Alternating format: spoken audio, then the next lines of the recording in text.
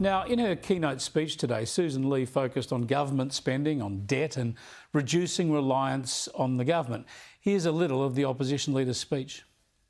Unfortunately, in the past few years, the pendulum has swung too far towards dependency.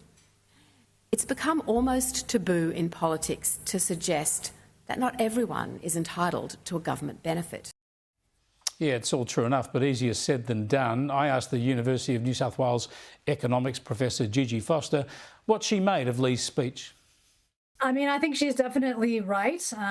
She could go a lot further, but this is also a bit of too little too late in the sense that we now, in 2025, face such a monstrosity of sclerotic bureaucracy, unresponsive to the people's needs, that it's really going to take a lot to untangle that. In fact, I wrote something, I think 3 years ago, entitled The New Gordian Knots, because that's what it feels like. It feels like it's a Gordian knot of intertwined, interdependent government control, regulation, and as she correctly notes, an attitude by the population that promotes that kind of dependency on government. And this is one of the reasons why I've been doing a lot of what I've been doing the last few years, including founding Australians for Science and Freedom, having a lot of community engagement. I'm trying to get people to recognize they need to be the stewards of their way of life, and we need to be the overseers on those in power.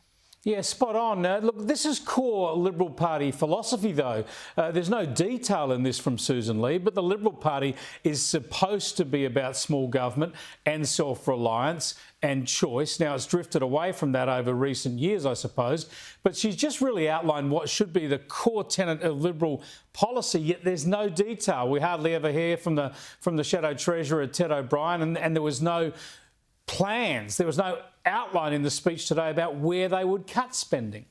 Well, that's very true, but you have to understand the politics here, right? The reason for that lack of detail is because if she were to propose anything specific, a huge number of vested interests would cry foul. So This is the problem with the Gordian knot issue that we face. It's just there are too many people with their snouts in the trough.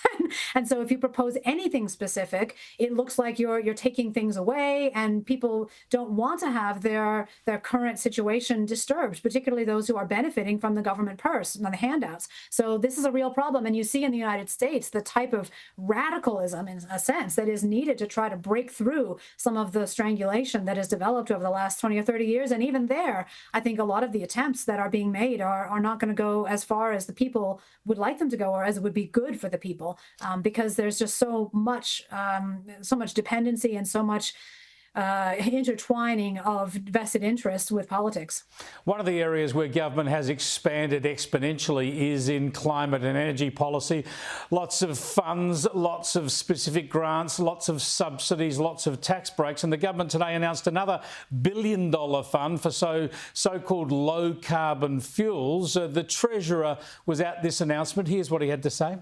The worst possible outcome from an economic point of view and an environmental point of view would be if we walked away from net zero, as our political opponents want us to do. Now, the Liberal Party is run now by this weird collection of cookers and crackpots, and nowhere is that more obvious than when it comes to net zero. Isn't it the pursuit of net zero that flies in the face of science and economics? Yes. This is classic. We have seen this throughout the COVID period as well. The projection is jaw-dropping. Who are the crackpots? The people who are saying we must pursue net zero at all costs. That is a fanatical, dogmatic statement. That is not an economic statement, Mr. Chalmers.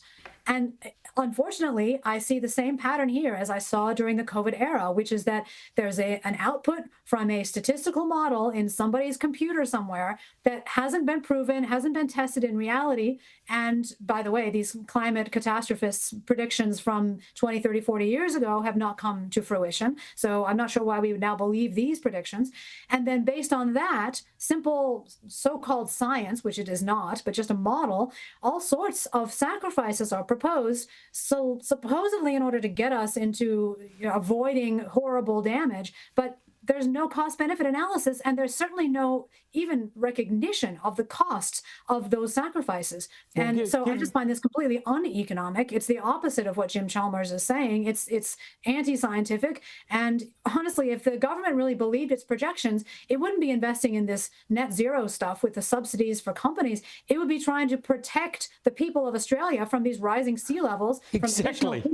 It'd be doing other kinds of investment, and we never hear anything about that. So that tells me either they don't believe their own nonsense, or they're just too lazy to try to work around all the vested interests who are benefiting from these subsidies. Just briefly then to finish, give me your logical razor over the phrase that the cost of inaction will always be higher than the cost of any action. Unbelievable. When has that ever been true? You always in economics must compare the cost of whatever option you're considering, including doing nothing, to the benefit that you're getting. And you only keep on the table those alternatives, including doing nothing, that actually give you a positive net benefit. And I've seen no estimates of a positive net benefit from this net zero madness. Thanks for joining us again, Gigi. I appreciate it. My pleasure.